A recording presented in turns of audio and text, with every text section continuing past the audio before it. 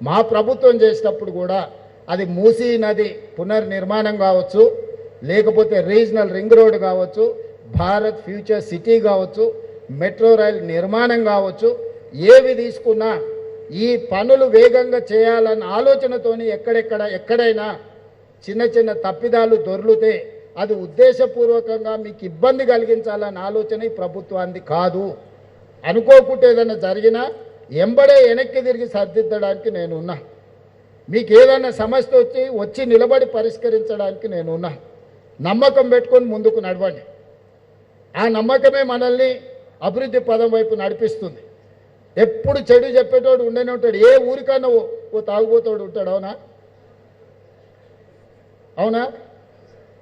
ఆ సినిమాలో ఏదో కుడి ఎడమైతే పర్వాలేదు అని పాట ఉంది కదా. ఇద్దరు రచయితలు కుడి ఎడమైతే తప్పే కాదని చర్చిస్తే అదెట్లా అని వాళ్ళు చర్చించుకుంటుంటే రాష్ట్రకు రిక్ష దొక్కేటోడు చెప్పిండట, సార్ తాగుబోతున్న మాటలు మీరు వింటారా సార్? తాగి పాడిండు ఆయన. తాగినప్పుడు ఏదో మాట్లాడతాడు, దాని గురించి మనకెందుకని. ఇప్పుడు రాష్ట్రంలో మాట్లాడేటోళ్ళు కూడా గట్లాటోళ్ళే. వాళ్ళు మాట్లాడేటి వినకండి. ఆయన ఏదో రెండేసి ఏదో మాట్లాడుతుంటాడు. రెండేసి మాట్లాడే మాటలను మనంతా సీరియస్గా తీసుకోవాల్సిన పని లేదు. మనం ఈ నగరాన్ని అద్భుతంగా నిర్మించుకుందాం.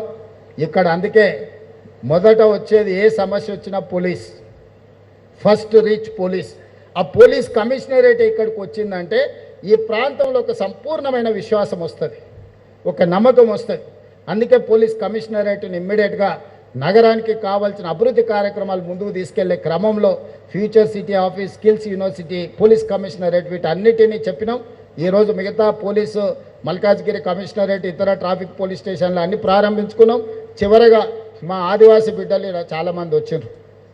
ఈరోజు ఒకనాడు ఈ ప్రాంతంలో రైతులు భూమి కోసం కొట్లాడినప్పుడు, భూమి కోసం, భుక్తి కోసం, విముక్తి కోసం సాయుధ రైతాంగ పోరాటం చేసి నేల కొరిగిన వీరులు ఈ ప్రాంతంలో ఉన్నారు.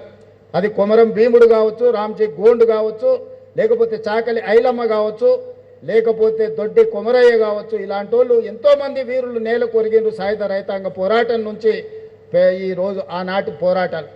ఆ తర్వాత వచ్చిన పరిణామ క్రమంలో భూస్వాములు, జమీందారులు, జాగీర్దారులు ఆధిపత్యం చెలాయిస్తున్నప్పుడు, పేద ప్రజల మీద అమానుషంగా వ్యవహరిస్తున్నప్పుడు నక్సల్బరీ ఉద్యమం వచ్చింది.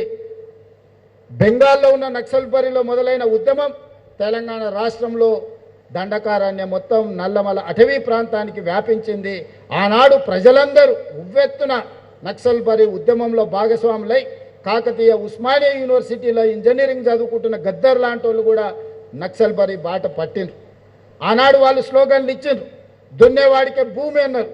ఇందిరాగాంధీ అసైన్మెంట్ యాక్ట్ తీసుకొచ్చి, అగ్రికల్చర్ సీలింగ్ యాక్ట్ తీసుకొచ్చి భూస్వాముల దగ్గర, జమీందారుల దగ్గర, జాగీర్దారుల దగ్గర మూలుగుతున్న లక్షలాది ఎకరాలను తీసుకొని పేదలకు పట్టాల పేరు మీద భూములను అందించడం వల్ల దున్నేవాడికి భూమిని అందించింది ఆనాటి శ్రీమతి ఇందిరాగాంధీ గారి ప్రభుత్వం.